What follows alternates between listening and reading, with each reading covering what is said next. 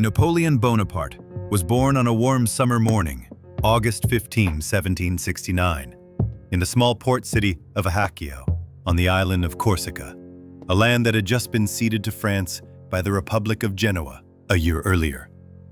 The newborn was given the Italian name Napoleone di Bonaparte and was baptized in a local Catholic church, unaware to anyone that he would become one of the most powerful figures in European history. The blood flowing through Napoleon's veins carried strong Italian roots. His paternal family, the Bonapartes, were a minor noble branch from Tuscany who had migrated to Corsica in the 16th century. On his mother's side, the Ramolino family was a noble Lombardian lineage that had established roots on the island for generations. His father, Carlo Maria Bonaparte, was a lawyer, an educated man, and had once joined the independence movement alongside the national hero Pasquale Paoli. However, after the bitter defeat of the Corsicans at the Battle of Novo, Carlo had to face reality. He gave up on the dream of independence and chose to collaborate with the French authorities. This decision later allowed him to forge a close relationship with the French governor, Charles-Louis de Marbeuf, who would become a benefactor and godfather to Napoleon. Napoleon's mother, Maria Letizia Ramolino, was a woman of steel with a Corsican spirit full of determination. She raised her children with iron discipline, especially her youngest son, Napoleon, who early on displayed a rebellious and ambitious nature. The Bonaparte family lived in the ancestral home, Maison Bonaparte, in Ajaccio. They had 13 children, but only 8 survived to adulthood. Joseph, the quiet eldest brother; Lucien, intelligent and sharp; Elisa, full of ambition; Louis, gentle; Pauline, beautiful; Caroline, clever; and Jérôme, the youngest. Napoleon was second in this line, caught between the weight of expectations and subtle competition. From a young age, Napoleon was different. He was solitary, quiet, observant, quick-tempered, and had a deep passion for heroic stories, especially those of Alexander the Great and Hannibal Barca. In 1779, at the age of 9, Napoleon left Corsica to study in mainland France. At a religious school in Autun, with the aim of improving his French, since his native languages were Corsican and Italian.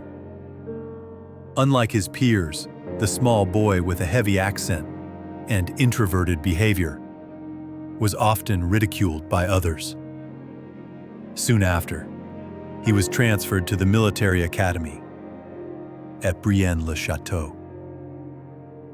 Here, Napoleon spent 6 formative years, immersed in books, the quiet solitude of stone walls, and a constant yearning for his homeland.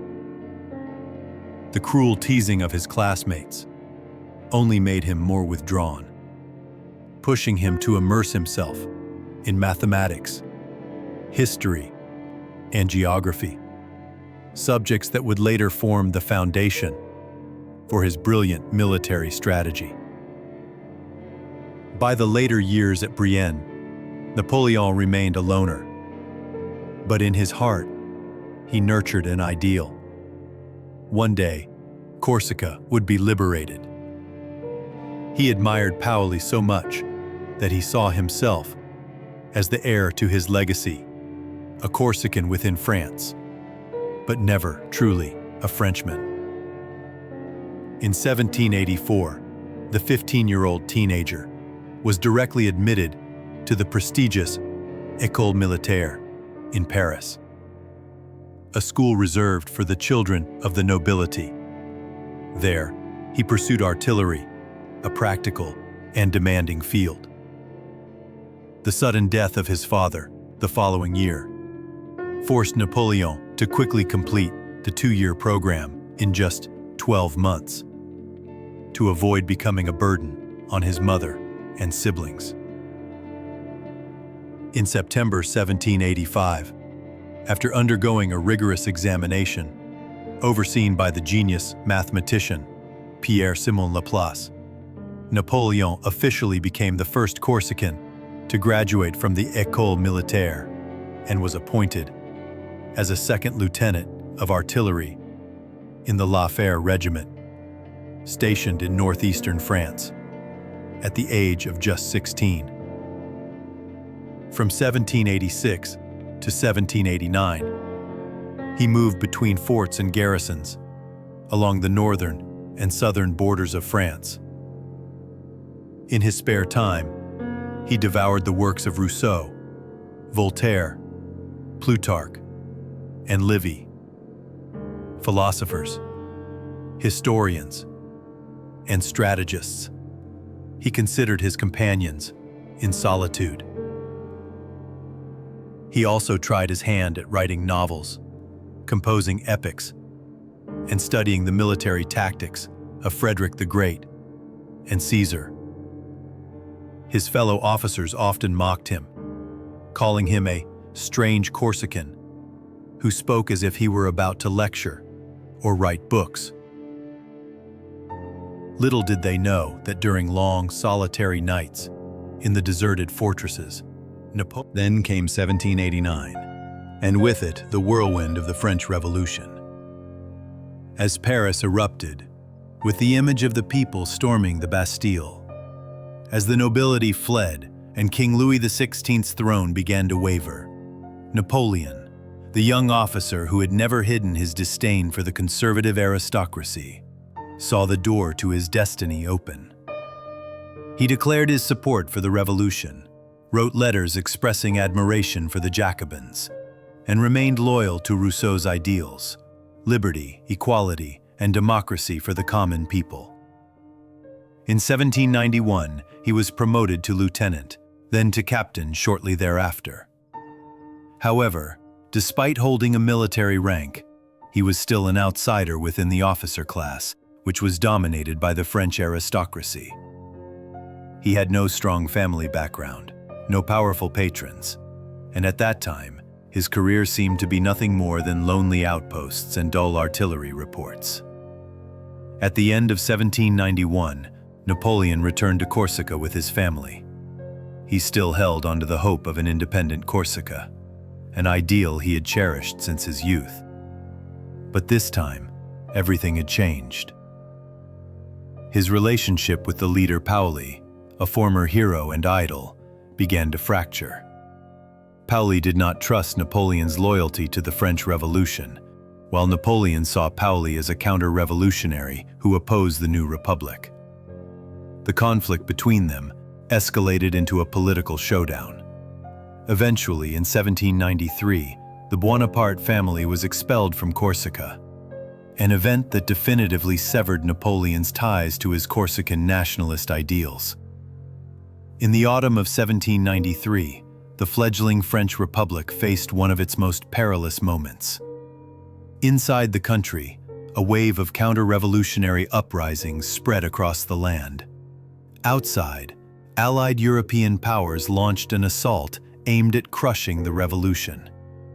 In the south, the port city of Toulon, one of France's most vital naval bases, had opened its gates to the British and Spanish fleets, betraying the revolutionary government. The National Convention immediately dispatched forces to retake the city. A Republican army arrived to besiege Toulon, but the attack lacked effective leadership, and crucially, no one understood the artillery tactics needed to capture a heavily fortified coastal city with naval support.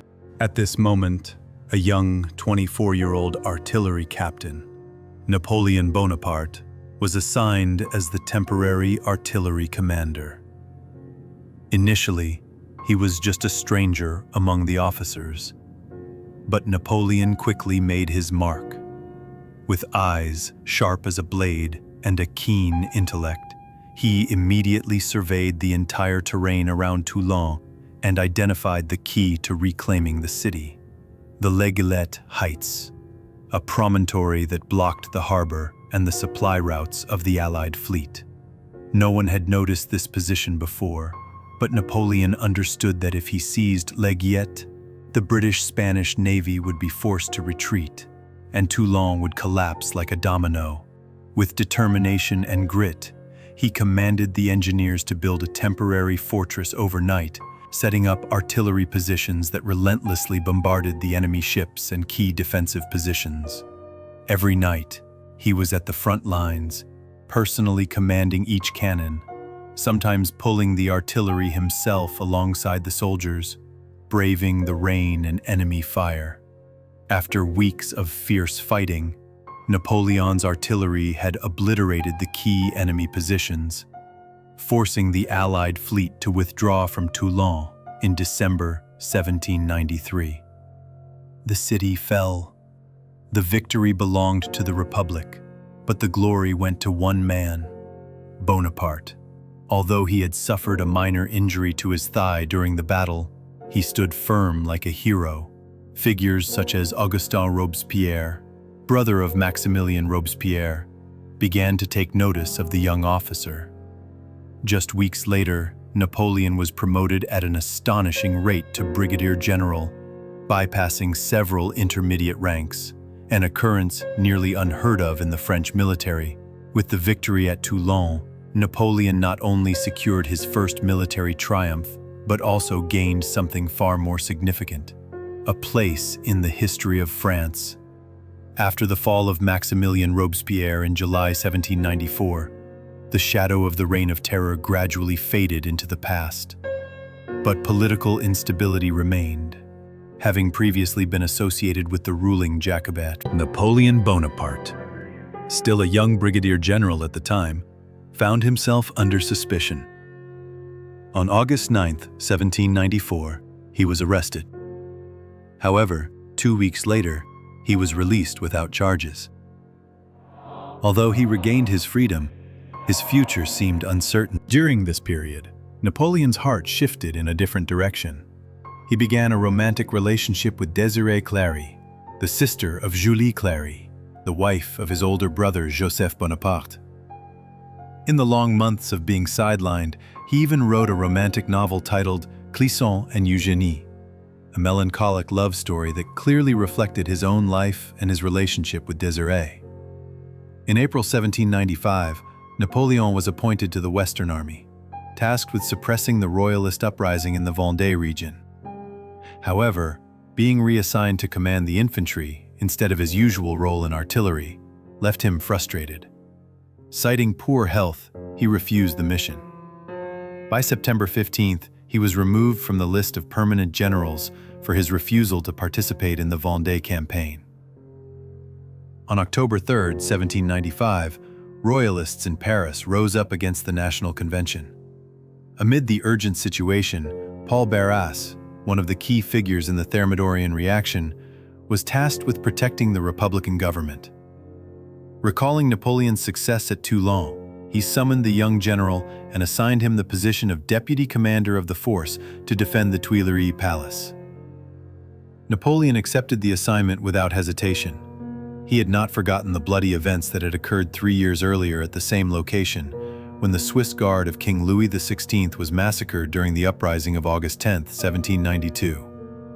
With the instinct of a seasoned artillery officer, he knew that the key to success lay in artillery. Immediately, he ordered the young cavalry officer Joachim Murat to seize the cannon depot at Sablon. Murat rose to the occasion, bringing the artillery at the perfect moment. On October 5, 1795, the 13th of Vendémiaire in the French Revolutionary calendar, thousands of royalist insurgents marched on Paris. Armed with guns, knives, clubs, and a fanatical belief that they could overthrow the Republic, they advanced on the city. But Napoleon was ready. He had positioned artillery at key intersections and critical streets. As the insurgents neared, he hesitated not for a moment. The cannons roared to life, firing grape shot into the crowd. Blood splattered across the streets. Within hours, between 300 to 1,400 of the rebels lay dead. The rest scattered into chaos. One salvo of artillery had saved the Republic. The bloody victory of the 13th Vendémiaire lifted Napoleon from the depths of obscurity to the heights of glory. Just 3 weeks later, on October 26th, he was appointed Commander-in-Chief of the Interior Army. By January 1796, he was entrusted with command of the Army of Italy, a large force preparing for a campaign against Austria. During this time, Joséphine de Beauharnais, Barra's former lover, entered Napoleon's life. Born in the French Antilles to an aristocratic family that owned sugar plantations and slaves, Joséphine brought with her the charm and elegance of the old aristocracy. The two quickly married on March 9, 1796, in a simple, civil ceremony. Immediately after their wedding, Napoleon left Paris to command the greatest military campaign of his life, the Italian campaign. From that moment, Napoleon ceased using his original Italian name, Napoleone di Bonaparte, and officially began calling himself by the French version, Napoleon Bonaparte. A son of Corsica, he had now become the general of all France. In March 1796, just days after his wedding to Joséphine, Napoleon Bonaparte set off for Italy. Not yet 27 years old, so young that many senior officers in the army were skeptical, he carried with him a weapon no one could underestimate: an extraordinary strategic mind, an iron will, and a gift of oratory that could ignite hope in even the most exhausted army. When Bonaparte took command of the army of Italy, the force was in a dire state, lacking provisions, with exhausted soldiers, loose discipline, and a demoralized spirit. However, he did not blame them. Instead, he said the words they needed to hear: "Soldiers, you are hungry, naked. The government owes you much but cannot give you anything. I will lead you to the richest land in Europe, to cities filled with wealth. There you will find glory, honor, and a life of plenty. Do you want that?" In the spring of 1796, he launched an attack on the region of Piedmont with the goal of defeating the Kingdom of Sardinia before their ally, the Austrian Empire, could intervene. In just 2 weeks, he defeated them in the Battle of Montenotte, a series of victories that marked a spectacular beginning. Sardinia-Piedmont quickly sought peace and withdrew from the war, leaving the northern part of Italy wide open for the French army. After eliminating Sardinia, Napoleon turned his focus toward the Austrians, the primary target of the campaign. He decided to lay siege to Mantua, one of the most formidable Austrian strongholds in Italy. As if provoked, the Austrians immediately launched multiple counterattacks to break the siege. However, Bonaparte repelled each wave of reinforcements in fierce battles. Castiglione, Bassano, Arcole, and the pinnacle of his victories came at Rivoli. In January 1797, at Rivoli, one of the most brilliant victories of his career, the Austrian forces were utterly shattered, losing 43% of their troops, killed, wounded, or captured. With this defeat, the Habsburg power in Italy collapsed completely. Not stopping with his victory in Italy, Napoleon pressed on, leading his army across the Alps, advancing into the heart of Habsburg territory. Meanwhile, in southern Germany, the French were defeated by Archduke Charles of Teschen at the end of 1796. However, Charles, upon hearing of Bonaparte's victorious army advancing north, was forced to withdraw his forces to protect Vienna. In the Battle of Tarvis in March 1797, Napoleon defeated Charles's army once again, pushing them back eastward. When the French forces were within less than 100 kilometers of Vienna, the Austrians were compelled to seek peace. The preliminary peace agreement at Leoben, signed on April 18, 1797, granted France control over most of northern Italy and the Low Countries. It also included a secret agreement to divide the Republic of Venice between France and Austria. When the French army entered Venice, one of the wealthiest and longest-standing free cities in Europe, which had ruled the seas for over a millennium, Bonaparte had no intention of allowing the city to maintain its independence. Using the pretext that Venice had aided attacks on the French, he issued an ultimatum, forcing the city to surrender. The Republic of Venice collapsed after more than 1,100 years of existence. The French army marched in, looting treasures and seizing countless works of art, including the 4 bronze horses of St. Mark, which were taken to Paris as spoils of war. This was not just an occupation, it was the end of an entire civilization. During the campaign, Napoleon's army won 18 major battles, captured 150,000 prisoners, and seized 540 cannons and 170 flags. The French fought a total of 67 engagements, winning thanks to their superior artillery and Bonaparte's rapid maneuver tactics. He also amassed approximately £45 million from the Italian territories, including £12 million in precious metals, jewelry, and over 300 paintings and sculptures, which were sent back to Paris to fill the Louvre Museum. In France, Napoleon began to build his political image. He established two newspapers, one for the army in Italy and another for publication in France. However, not everyone praised him. The royalist faction openly criticized him, accusing him of being a plunderer and warning that he would become a dictator. In response, Napoleon sent General Augereau to Paris to coordinate the coup of 18 Fructidor, purging royalist elements from the Legislative Assembly, which helped Barras's Republican faction maintain power, but also made them increasingly dependent on him. On December 5, 1797, Napoleon returned to Paris to the cheers of thousands. He was no longer just a victorious general. He was now a national hero, a name that had shaken Europe, and the most powerful figure in France after the Directory government. He met Charles Maurice de Talleyrand, the newly appointed foreign minister, to discuss the next bold plan: to strike at England, the arch-enemy of the French Republic.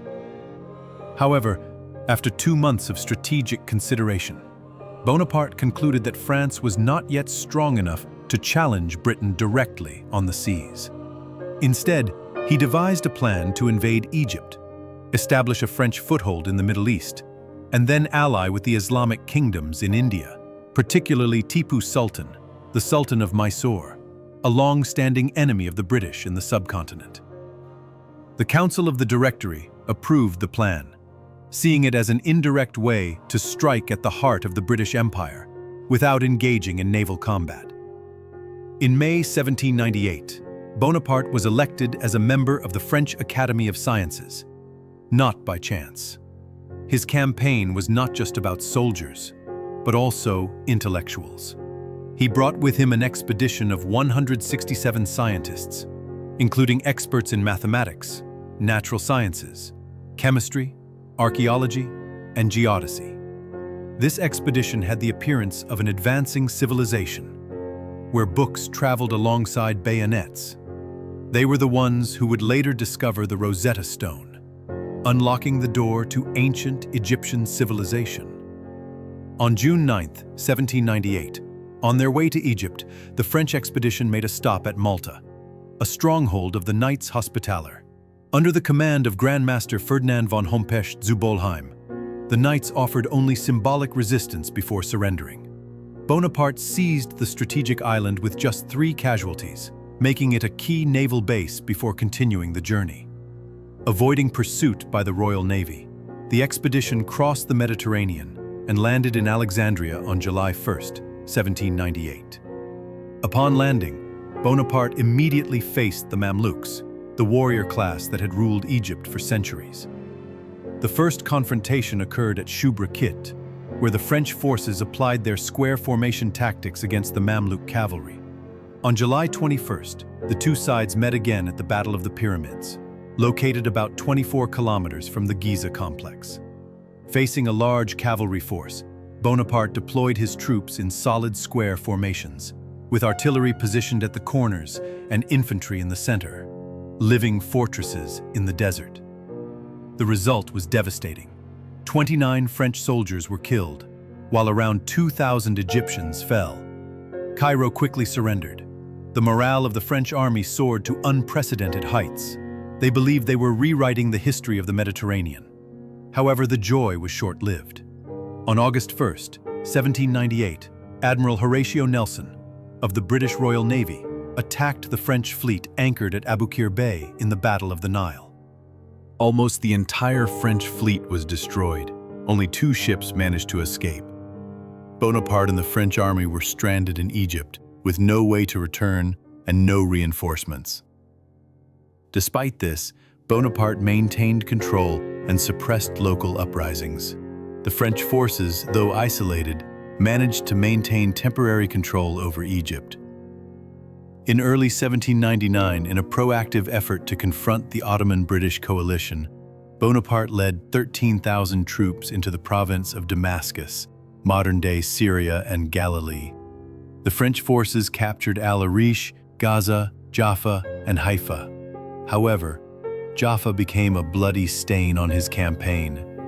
There, Bonaparte discovered that thousands of Ottoman soldiers who had previously surrendered had resumed fighting. He ordered the execution of 1,500 to 5,000 prisoners, many of whom were stabbed with bayonets or drowned. The residents of Jaffa, men, women, and children, were slaughtered over 3 consecutive days. Bonaparte continued his assault on the fortress of Akka, but failed to break through the fierce resistance of Djezzar Pasha, who was supported by the British. The French suffered heavy losses due to the battles and a plague that swept through the army. Bonaparte was accused of poisoning the infected soldiers with opium to hasten the retreat. Eventually, he withdrew back to Egypt in May 1799, with over a quarter of his forces either dead, missing, or afflicted by disease. On July 25, 1799, the Ottoman forces landed at Abu Qir. Bonaparte took command directly and defeated the Ottoman troops, securing France's position in Egypt for a while longer. However, the situation in Europe deteriorated rapidly. The second coalition against France was gaining momentum. Receiving news that France was on the brink of collapse, Bonaparte quietly left Egypt on August 24th, despite not having received orders from Paris. The remaining forces were handed over to General Jean-Baptiste Kléber. Napoleon returned with a new ambition, no longer just a general, but a man destined to shape the future of France. Thank you so much for watching and listening. If you enjoyed this content and found it interesting, don't forget to leave a like, subscribe, and hit the notification bell so you won't miss any of our upcoming videos.